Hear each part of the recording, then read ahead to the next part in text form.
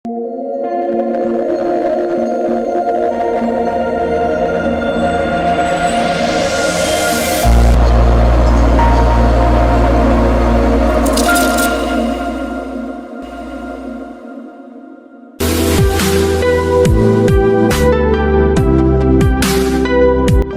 kelompok nih napi-napi yang disampaikan nanti kalau memang sami durung maka saung ini miring sami iki limpahan karena menampung iki berlanjut penelitian ini karena ini kan serubung ini kendalanya di burung ya. Nah kemarin dipakai burung ya, jadi aku Arab cuma pemasaran agak susah Arab Pak. Jadi Arab kemarin numpang dengan Pak Poster ya, anaknya Pak Poster ya. Jadi dari ke ya. Jadi sekarang ini mudah-mudahan nanti dengan adanya limbah itu untuk silase dan sekarang untuk berikat, nanti ada tambahan teknologi baru. Untuk bersingkat waktu kita yang serahkan sebenarnya waktu dan tempat kita yang serahkan kepada tim. Waktu yang serahkan. Baik, terima kasih Pak Ketua Kelompok dan Ternak Pertanian. Yang saya hormati Bapak Ketua Kelompok Tani Ternak Pertanian, kemudian Bapak, Ibu, anggota dan Kelompok Tani Ternak dan Pertanian ya. Jadi mendengar dari cerita Bapak itu luar biasa sekali ya, prestasi, kemudian komitmen, termasuk juga fokus yang dikerjakan di kelompok Tani Ternak ini. Sangat bagus sekali, apalagi mengedepankan kearifan lokal seperti itu. Nah, sebelum sedikit saya menyampaikan tentang program dari anak kami, izinkan yang mengaturkan Panatur Karel Om Swastiastu. Jadi pertama-tama saya mewakili sekolah, mohon pemaklum karena Bapak Sekolah tidak bisa hadir, karena kebetulan selalu juga ada kegiatan yang memang tidak bisa ditinggalkan karena memang sangat urgent. Jadi kebetulan karena saya sebagai pembina di sekolah dari kegiatan riset anak-anak ini, jadi saya diminta untuk mewakilkan untuk menyampaikan informasi terkait dengan hal ini, karena mudah-mudahan nanti dengan informasi yang kami berikan nanti program dari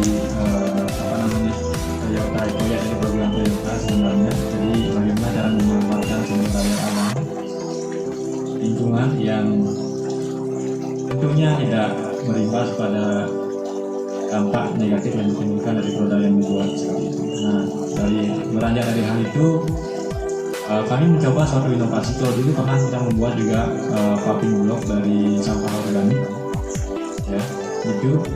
Namun pengembangannya kita agak terkendala karena pada waktu itu mungkin saat ini masyarakat belum begitu mengenal membuat paving block dari sampah organik, kemudian membuat bataku juga bisa buat, karena di Indonesia itu agak kurang diminati karena memang mungkin apakah pemahaman masyarakat Indonesia yang mungkin belum sampai ke sana. Kalau di luar itu banyak, tapi manfaatnya bagus dan tentunya yang berpikir. Nah, ini pun juga sama. Nah, kenapa kita mengambil contoh kemarin? Karena melihat juga dari hasil survei kami bersama anak-anak dan tim bahwa Buleleng itu dulu sangat dikenal, bahkan ada sejarahnya kan seperti itu. Sehingga kalau di survei kemarin ada beberapa tempat di Buleleng yang memang tetap mempertahankan bahasa dibudidayakan. Mungkin kalau daerah kami Jaswi dari Karangasem agak jarang mengenal sorghum. Dulu pernah saya lihat cuma paling satu batang, dua batang aja dulu nggak dibudidayakan. Nah, kemudian kalau dilihat lagi, ini kalau nggak salah itu kan dijadikan bahan pangan alternatif pengganti beras nantinya. Kalau memang ini bisa terus dikembangkan dan kalau dari segi kandungan gizinya itu nggak kalah, ya tidak kalah dengan beras ataupun sorghum. Maka perlulah ada penanganan alternatif. Mungkin tadi sudah dijelaskan ada dijadikan silase, kemudian kita mencoba di bioberikat. Dan kenapa bioberikat ini berhubungan dengan energi terbarukan, biar misalnya tadi disebutkan zero waste, misalnya biar untuk menghilangkan limbah yang berbahaya bagi apalagi dunia kita ini sudah tua lah, dalam artian banyak limbah-limbah yang merusak sistemnya, dan mudah-mudahan itu direspon oleh pemerintah terkait di bidang pertanian. seperti itu. Sehingga kedepannya sorghum ini akan semakin diberdayakan tidak hanya di Buleleng tapi kalau bisa di seluruh Bali bahkan Indonesia. Karena kalau dilihat sorghum ini tidak harus tumbuh di tanah yang subur sekali ya, artinya adalah kritis pun bisa itu, karena itu kalau saya lihat sih mirip kayak jagung ya gitu. Mungkin itu saja yang bisa saya sampaikan ya terkait dengan hal ini, nanti akan disampaikan lebih detail oleh anak kami. Namun sebelum itu saya akan minta Heri untuk bisa memberikan sedikit gambaran tentang Heri. Mungkin kalau Indonesia Power ini tidak begitu jauh lah, karena memang bedanya di sana seperti itu. Terima kasih.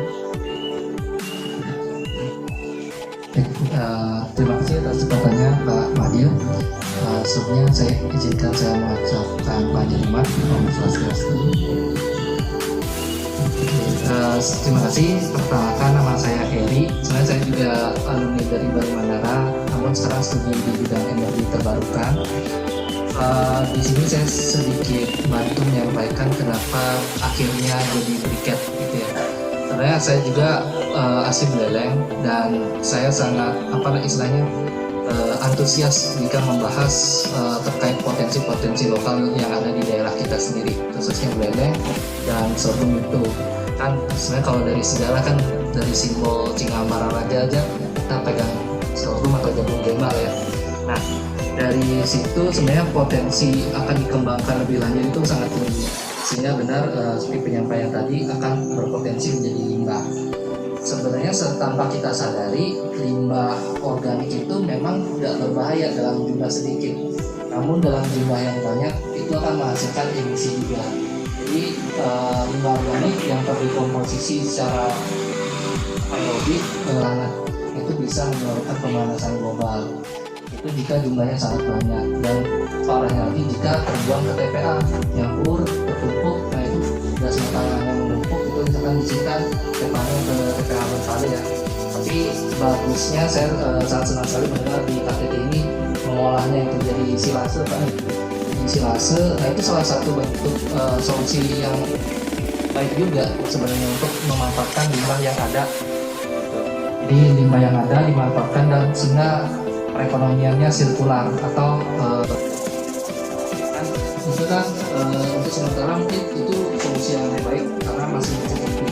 Tapi ketika limbah tersebut sangat banyak, nah itu kan apakah ada kemungkinan juga semua sapi akan melakukan semua makannya kan?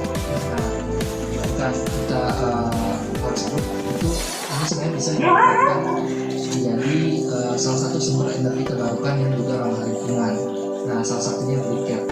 Kenapa briket? Nah, kita sadari juga di Bali itu sangat akrab dengan penggunaan arang di upacara, karena kita pakai arang. Nah, sebenarnya arang itu juga sifatnya agak kurang baik sama kesehatan, yang menghasilkan asap emisi, sulfur atau karbon dioksida juga. Nah, untuk mengurangi dampak negatif tersebut dari sisi kesehatan dan emisi, salah satu solusinya adalah briket. Jadi arang itu diaktifasi dan kemudian dibentuk menjadi briket. Kualitasnya pun sangat baik. Jadi misalkan arang yang biasa kita bakar sampai 1 jam sudah habis, ini bisa bertahan 3 sampai 4 jam untuk satu bentuk briketnya. Ini memiliki nilai jual yang cukup tinggi jika diarahkan ke bisnis model yang benar. Jadi pemasarannya benar, ukurannya siapa, yang untuk sekarang ini sesuai sistem juga, dan ini kita sasaran untuk restoran dan hotel. Mungkin itu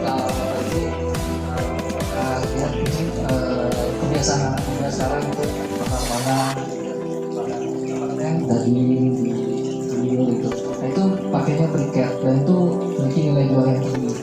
Sejauh ini belum banyak produksi briket di luar jenis limbah sorghum. Banyaknya briket dari arang dan itu tuh sangat murah dan kualitasnya juga belum baik sekali gitu. Sudah mencukupi standar, tapi sejauh ini kita ingin menciptakan briket yang memiliki kualitas yang lebih baik gitu, dan khususnya untuk mengurangi emisi. Nah ini juga cocok banget sama konsep KTT yang ada di sini, di mana ini menerapkan zero waste. Nah salah satu caranya juga adalah dengan biobriket. Nah dengan hasil penelitian ini sebenarnya kami harapkan juga Bapak Ibu di KTT dapat memanfaatkannya. Gitu. Jadi kita sampaikan bagaimana ini fungsinya, terus nanti kedepannya kita juga masih berjalan, ini proyeknya masih berjalan. Terima kasih atas sebagai anggota saya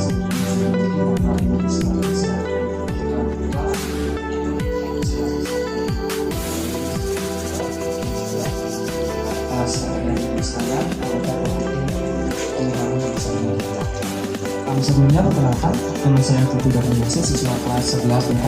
Program yang telah dikembangkan oleh pemerintah Kabupaten Buleleng disebut dengan program inisiasi sorghum. Nah, program ini telah berjalan dari tahun 2020 yang menyasar beberapa daerah di Kabupaten Buleleng dan salah satunya juga menyasar di Kecamatan Tambahan ini. Program inisiasi sorghum ini telah mengembangkan tanaman sorghum sebanyak 30 hektar dan akan mengalami peningkatan sesuai dengan target yang dicapai oleh Dinas Pertanian Kabupaten Buleleng, yaitu sebesar 20% setiap tahunnya, sehingga limbahnya memiliki potensi yang sangat baik sekali apabila dimanfaatkan secara optimal. Nah, melansir dari permasalahan tersebut, maka kami selaku peneliti dari SMA Negeri Bali Mandara memiliki inovasi yang disebut dengan biogum atau biobriquette from sorghum waste, yaitu membuat bahan bakar padat dari limbah tanaman. Hal ini dapat terjadi sebab diakibatkan oleh beberapa faktor. Nah, salah satunya yang pertama diakibatkan karena adanya perkembangan industri pariwisata di Provinsi Bali sehingga mendorong pertumbuhan UMKM, kemudian hotel, restoran yang menjadikan dulu terjadi kebakaran dan juga menggunakan arang sebagai bahan bakar utamanya. Kemudian yang kedua juga dilansir dari berbagai sumber yang kami laksanakan, yaitu seperti yang kita ketahui bahwa Pulau Bali memiliki mayoritas penduduk yaitu beragama Hindu yang juga identik dengan pelaksanaan kegiatan upacaranya, yang dimana pelaksanaan kegiatannya tersebut masih melibatkan kegiatan memasak menu makanan baik itu batu guling yang digunakan sebagai sarana paparan, dan tentunya pada proses ini juga menggunakan arang sebagai bahan bakunya. Intinya penggunaan arang tersebut juga memiliki dampak terhadap lingkungan. Salah satunya adalah dampak emisi karbon dioksida yang dilepaskan ke udara. Menurut jurnal yaitu Hernandez pada tahun 2017 menyatakan bahwa emisi dari karbon dioksida ini dapat mencapai 628,2 gram karbon dioksida untuk setiap penggunaan 1 kg arang. Sehingga apabila terus digunakan dalam jangka waktu panjang, perlu adanya transisi energi dari energi yang semula memiliki dampak yang sedikit yang lebih negatif terhadap lingkungan menjadi energi yang memiliki dampak minimalisir terhadap dampak negatif dari lingkungan itu sendiri. Sehingga dikembangkanlah biobriquette, dan di mana biobriquette ini dapat dijadikan sebagai alternatif dari arang. Dan emisi yang dihasilkan oleh biobriquette ini pula lebih sedikit dibandingkan dengan arang, yaitu sekitar 430 gram karbon dioksida untuk setiap pembakaran 1 biobriquette. Nah, kemudian saya izin untuk menjelaskan terkait apa sih yang dimaksud dengan biobriquette. Nah, biobriquette merupakan bahan bakar padat yang terbuat dari sisa-sisa bahan organik makhluk hidup seperti tumbuhan dan juga hewan. Dan proses ini biasanya dilakukan dengan cara pemanfaatan dan juga dengan menggunakan dengan tekan tertentu. Proses pembuatan biobriquette ini diawali dari kegiatan yang disebut dengan karbonisasi, yaitu adalah proses perubahan bahan organik menjadi residu pembakaran yang dikenal dengan karbon. Proses ini umumnya dilakukan di dalam ruangan tertutup dan menggunakan sedikit oksigen untuk mencegah bahan bercampur dengan oksigen, dan sehingga dia tidak akan menjadi karbon, namun malah akan menjadi asap dan menghasilkan emisi. Dan umumnya proses karbonisasi ini dapat dilakukan melalui beberapa metode. Yang pertama dapat menggunakan furnace, dan yang kedua itu dapat menggunakan alat pirolisis. Sementara itu sendiri bahwa biobriquette ini dapat terbuat dari limbah organik, dan salah satunya adalah dengan melihat potensi yang ada di Indonesia saat ini, yaitu sebagai salah satu negara agraris yang memiliki sistem pertanian yang sangat kompleks, sehingga limbah dari pertanian tersebut yang belum dimanfaatkan secara optimal dapat kita manfaatkan lagi secara maksimal. Salah satunya adalah dengan cara penyerapan pengolahan limbah tersebut menjadi bahan bakar padat, salah satunya adalah biobriquette. Masa karbon aktif, yaitu antara variasi berat daun dan juga berat batang sorghum. Ada tiga faktor yang pertama yaitu menggunakan limbah tanaman sorghum, mencapai dari batangnya itu 75% berbanding 25% limbah daunnya. Kemudian sampel yang kedua berbanding 50% batang dan juga 50% daun. Sementara sampel yang ketiga kami menggunakan sampel 75% daun dan juga 25% batang. Dengan jumlah beratnya itu mencapai 4% dari total berat briket. Nah, sementara itu sendiri untuk variabel terikatnya mengikuti metode pengujian kualitas briket. Nah, selanjutnya saya akan menjelaskan terkait dengan proses pembuatan biobriket kami. Nah, yang pertama yaitu dilakukan kegiatan pemisahan terlebih dahulu limbah tanaman sorghum. Yaitu kami memisahkan antara limbah batang tanaman sorghum dan juga limbah daun tanaman sorghum. Kemudian selanjutnya setelah limbah tersebut dipisahkan, kami melakukan perbaikan pencacahan, yaitu pemotongan limbah menjadi ukuran yang lebih kecil. Dan pencacahan ini berfungsi untuk memudahkan kami melaksanakan tahapan selanjutnya, yaitu tahapan pengeringan. Nah, pada tahapan pengeringan ini, bahan atau limbah tanaman sorghum tersebut kemudian kami jemur secara konvensional di bawah sinar terik matahari, yaitu untuk mengeringkan kadar airnya. Nah, setelah tahapan pengeringan, maka selanjutnya kami akan masuk ke proses karbonisasi, yaitu dengan menggunakan furnace. Dan proses karbonisasi ini kami laksanakan di Universitas Pendidikan Ganesha dengan menggunakan suhu furnace mencapai 500 derajat Celcius selama 30 menit. Kemudian setelah proses furnace maka akan didapat air arang atau bahan yang digunakan untuk membuat briket tersebut. Dan briket tersebut kemudian kami haluskan kembali untuk mendapatkan tekstur atau tekstur dari biobriket tersebut yang sangat kecil dan meningkatkan nilai pembawaran atau kalori sendiri.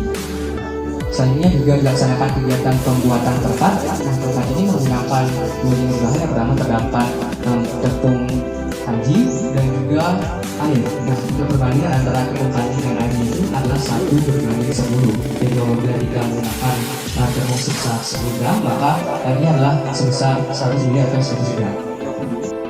Memanfaatkan teknologi digital dalam pengembangan inovasi kami, yaitu kami membuat sebuah aplikasi yang berfungsi sebagai media sosialisasi dan juga media pemasaran produk biobriket. Nah, aplikasi ini kami buat dalam dua versi. Terdapat versi browser yang dapat diakses dari website pencarian dan juga dapat diakses secara mobile atau melalui Play Store dan lain sebagainya. Nah, pada aplikasi kami memiliki beberapa menu Bapak-bapak. Yang pertama terdapat menu pendaftaran. Nah, di sini calon anggota atau masyarakat dapat mengakses aplikasi kami, kemudian mendaftar untuk menjadi anggota dari Biogum atau Biobriket sendiri dan dapat mengakses berbagai fitur atau layanan yang kami berikan pada aplikasi kami. Nah, untuk layanan pertama terdapat layanan menu hubungi kami, yaitu apabila nantinya ada anggota yang memiliki kendala dalam proses registrasi atau proses pemesanan produk kami, maka anggota dapat menyampaikannya pada menu ini dan akan kami respon dalam waktu 2x24 jam melalui email. Nah, kemudian selanjutnya terdapat juga menu katalog. Nah, apabila nantinya produk biobriket yang telah diproduksi itu sudah jadi, maka akan dipasarkan melalui katalog ini dan nantinya masyarakat dari luar hanya perlu mengakses aplikasi kami untuk membeli secara online produk yang telah kami buat. Kemudian terdapat juga menu rumah belajar briket. Nah, pada menu inilah anggota dapat saling melaksanakan sharing session ataupun kegiatan pertukaran pikiran antara satu anggota dengan anggota yang lainnya terkait dengan proses pembuatan atau pelatihan pembuatan biobriket ini. Nah, proses pelatihan ini kami menyediakan dengan cara membuat forum diskusi. Nah, forum diskusi inilah yang nantinya akan membahas topik-topik menarik terkait dengan proses pembuatan biobriket dan juga pelatihan pembuatan biobriket.